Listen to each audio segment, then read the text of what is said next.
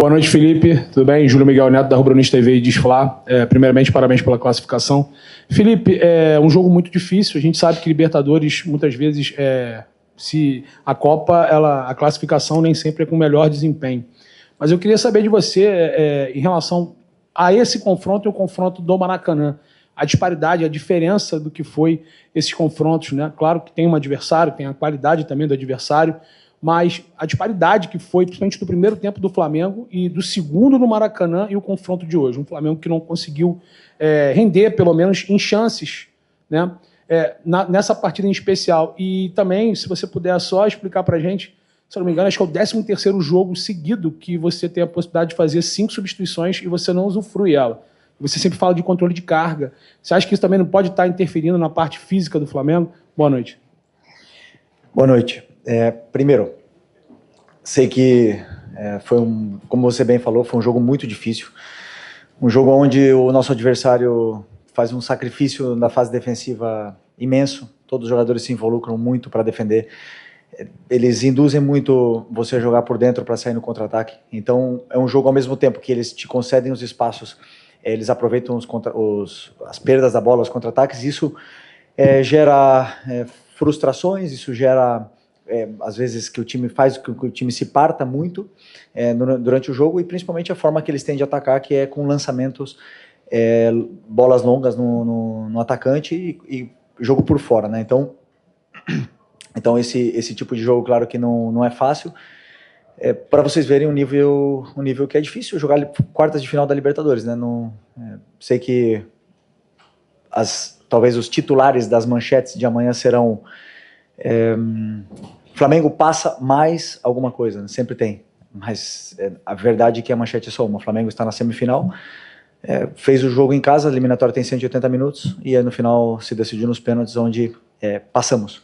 Se passamos, merecemos passar, e agora estamos na semifinal da Libertadores mais uma vez. Isso, eu sou muito grato, sim, eu vivi desde que eu cheguei aqui no Flamengo, desde 2019, coisas incríveis, e sinto que esse clube, que eu não sei se eu vou ganhar alguma coisa, se não, mas eu sinto que esse clube aqui é especial, e a sinergia, a energia que eu tenho com esse clube faz eu viver emoções incríveis, e eu estou feliz por isso, por ter passado de fase.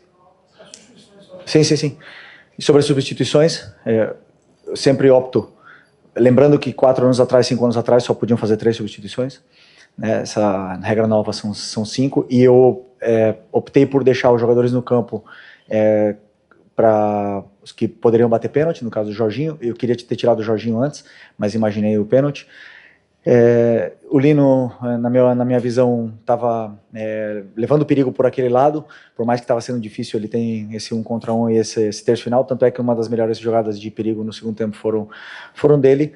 E optei por não fazer as trocas, porque eu acreditava que os jogadores que estavam no campo eram os melhores para poder vencer.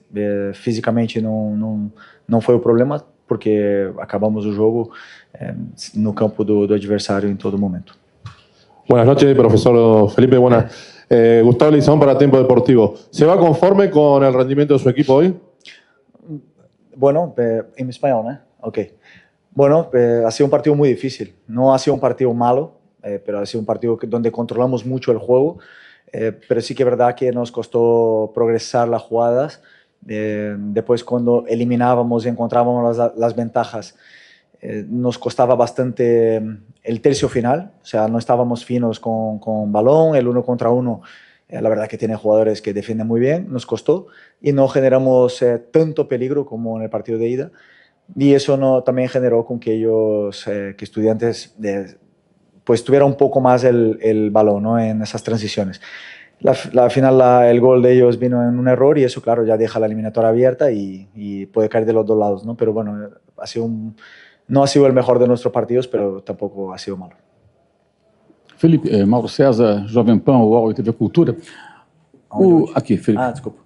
O jogo do Maracanã, por conta de uma arbitragem realmente muito ruim, de certa forma a arbitragem eu acho que ofuscou o outro aspecto do jogo, que foi uma superioridade muito grande do Flamengo, especialmente no primeiro tempo, que não se traduziu numa vantagem que poderia ser maior, né? Um gol aos 15 segundos, um gol aos 8, chances claras aos 19, aos 25 aproximadamente, que o Flamengo não aproveitou.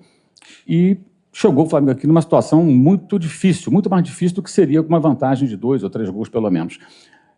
Essa é a sua primeira Libertadores como treinador. Eu queria que você dissesse qual a grande lição que esses confrontos com os Estudiantes deixam para você para a próxima fase e para o futuro.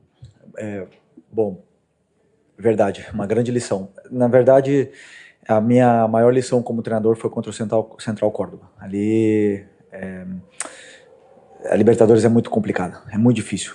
E, claro, o treinador, eu como treinador tento propor a melhor das soluções na fase ofensiva para que os jogadores se sintam confortáveis com bola, com mais tempo para poder jogar e para que eles achem as soluções dentro do campo. Depois, o terço final é muito a criatividade, a confiança, o momento que o jogador se encontra. Né? Vocês podem ver que hoje, por exemplo, o Arrascaeta não estava no seu melhor dia, mas o Carrascal estava num bom momento, entrou muito bem no jogo. Então, vai muito do fino que está o jogador no dia do jogo. Né? Então, verdade que criamos muitas chances, inclusive no segundo tempo tivemos 3 chances claras que não se traduziram no último passe, não se traduziram, que eu conto como chance clara, né? E deixou a eliminatória aberta. Né? Então, assim, já falamos do árbitro, infelizmente aconteceu, mas também estaria aberta com o 2-0. Então eu falei, o que eu tentei falar para os jogadores foi que para ganhar a Libertadores, às vezes temos que passar por essas provações. Né? Foi assim em outros anos também, são jogos muito difíceis e temos que saber passar por esses momentos para chegar em mais uma semifinal de Libertadores. Não sei quantas o Flamengo chegou na sua história, mas eu lembro que ficou, quando eu cheguei aqui em 2019, eu já estava 38 anos sem chegar. Então, tô muito feliz de poder estar em mais uma semifinal e agora tratar com o respeito e o carinho que se merece, porque é o sonho de todo mundo ganhar essa Libertadores. Felipe, aqui na frente, na sua direita, aqui. Tudo bem? Boa noite. Gabriel Orfa, canal Paparazzo Rubro Negro e Revista Placar. Felipe, eu sei que ainda é muito cedo para a gente falar da semifinal do jogo contra o Racing, acabou de acontecer o jogo das quartas, mas você acabou de falar que a sua maior lição na Libertadores foi no jogo contra o Central Córdoba.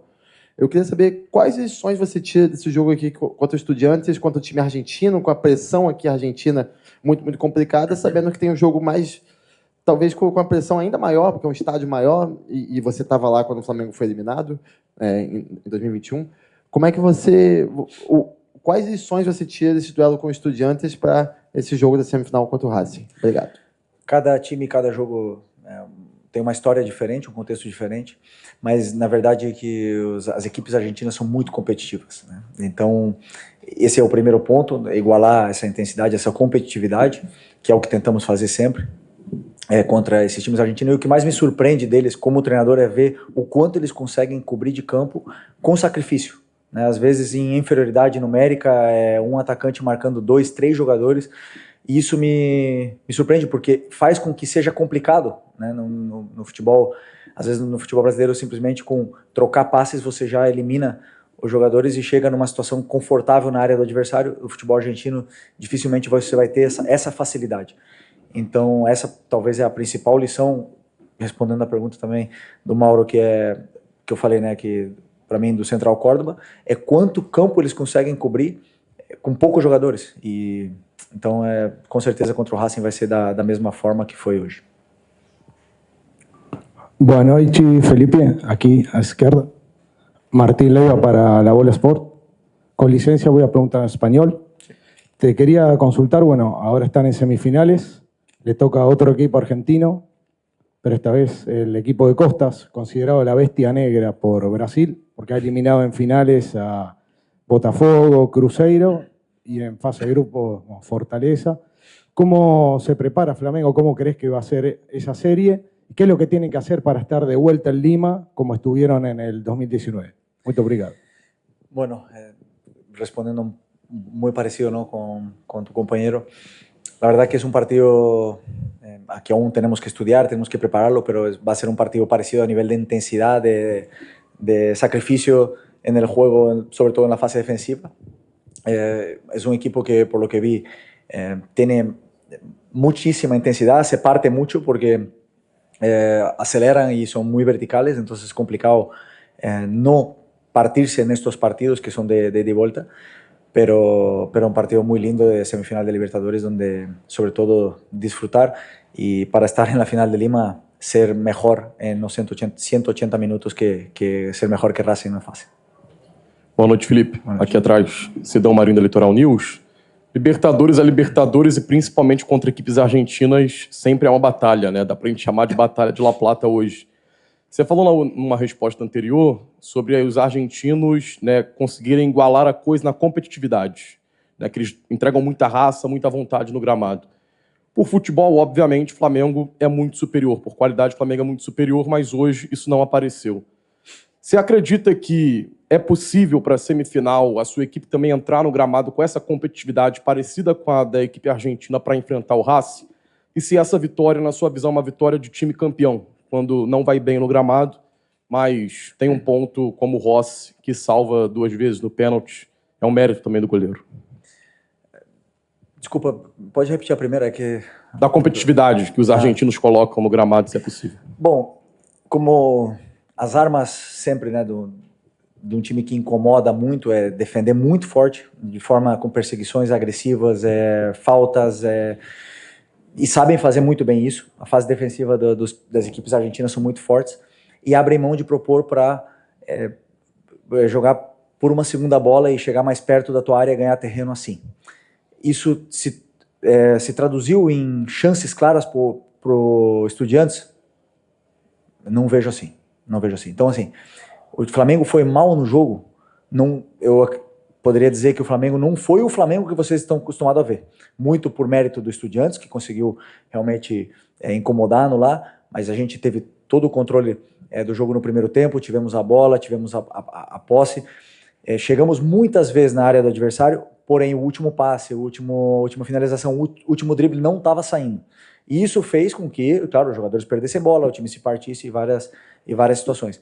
Mas dizer que o Estudiantes foi superior é um pouco, para mim, não condiz com a verdade. Tanto é que tivemos o segundo tempo todo tentando, perto da área deles ali, machucá-los. Na verdade que não conseguimos, como eu falei, progredir nesse terço final, e é algo que temos que melhorar e continuar trabalhando. Você acha que é a vitória do time campeão?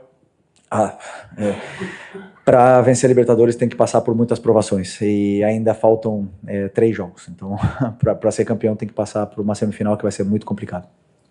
Felipe, Mauro Santana, do canal Mauro Santana, boa noite. Apesar de ainda termos bastante tempo para a semifinal, eu acredito que agora você vai voltar o foco para o Brasileirão, até pela posição do Flamengo brigando pelo título diretamente, mas até por conta dos confrontos, e o Flamengo vai ter que jogar novamente fora de casa, vai ter que decidir novamente fora de casa uma possível vaga para a decisão. Até que ponto isso pressiona para que você consiga encaminhar uma classificação em casa, conseguir uma vitória para uma boa vantagem em casa, para não depender da pressão que todos nós conhecemos, que é natural da Libertadores, e mais ainda no cilindro de Avejaneda, e até aprender até lá com isso, sendo que até para o Brasileirão, embora seja um confronto, uma competição completamente diferente da Libertadores, mas o Flamengo tem 2 confrontos diretos em casa contra Palmeiras e Cruzeiro, uma briga direta pelo título. Oi, Paulo. Não, perfeito. Entendi bem. Claro, eu tenho que pensar agora no próximo jogo, que é o Corinthians. Trabalhar contra como a gente vai enfrentar o Corinthians, como nós vamos tentar vencer, os jogadores que vão estar disponíveis, os jogadores que estão num grande momento para poder vencer. Você falou sobre encerrar a eliminatória no primeiro jogo. É muito complicado. Eu sempre penso que o jogo são 180 minutos. Se você, assim, existem times que jogam pior o primeiro jogo, mesmo em casa, e depois conseguem vencer fora. Isso existe no futebol. Acho que aconteceu com o Independente Del Valle agora na Sul-Americana. Isso acontece. Então, para mim, não existe nunca você fechar uma eliminatória, a não ser que for, claro, um resultado absurdo, que é raro. É raro numa semifinal de Libertadores, onde um time que é super competitivo está enfrentando você com as suas armas. Então, o que nós temos que fazer é ser sólidos, melhorar na marcação, melhorar na defesa, melhorar com a bola, melhorar no ataque, melhorar em todos os aspectos para poder fazer jogos praticamente perfeitos, do jeito que foi o primeiro tempo contra o Estudiantes no outro dia, para poder realmente chegar nessa final tão sonhada. E sobre ter Palmeiras e Cruzeiro em casa, mais para frente, também fomos na casa deles, difícil, e vai ser difícil para eles também jogar, mas é o tipo de jogo que o jogador gosta de jogar. Jogo grande, a gente percebe outro ambiente no dia a dia no vestiário. Felipe, Ivan Trindade, canal Fla Urgente. Eu queria que você pudesse fazer uma análise da intensidade do time do Flamengo hoje nesse jogo, e eu queria saber se isso é uma coisa que é trabalhada dentro do dia a dia, para os jogadores, inclusive o Flamengo tem jogadores que estão jogando a primeira Libertadores, vieram da Europa, se essa diferença de um jogo como o de hoje é colocado para os jogadores que, muitas vezes, num jogo como esse, não é sempre o melhor time que vai ganhar, e qual é a análise que você faz realmente da intensidade? Porque fica a impressão que o Flamengo joga sempre da mesma forma, com a mesma coisa, confiando muito em tudo que é feito e que isso vai resolver. Bom que os jogadores confiam e continuam acreditando, né? Se tivesse não dado certo, tivesse perdido nos pênaltis, onde a linha é muito fina, eu estaria aqui dizendo que, com certeza, fui eu que pedi para os jogadores fazerem tudo o que eles fizeram. A questão da intensidade, essa resposta para mim, ela é muito simples. O adversário, ele deixa certos espaços dentro do campo onde você tem que encontrar e aproveitar. Quando o adversário, ele deixa um jogador livre com a bola e o resto todo marcado, o teu time não pode circular a bola. Então não tem como você dar intensidade na circulação de bola se os teus jogadores todos estão marcados e tem um jogador livre que é com a bola. Então o que acontecia?